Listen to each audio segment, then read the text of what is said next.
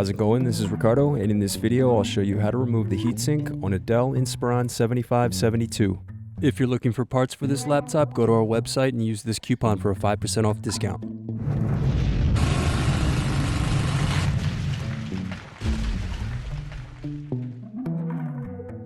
First unscrew, then remove bottom base.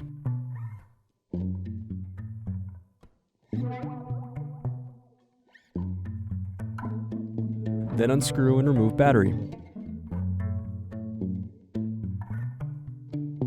Next, loosen captive screws and remove heatsink.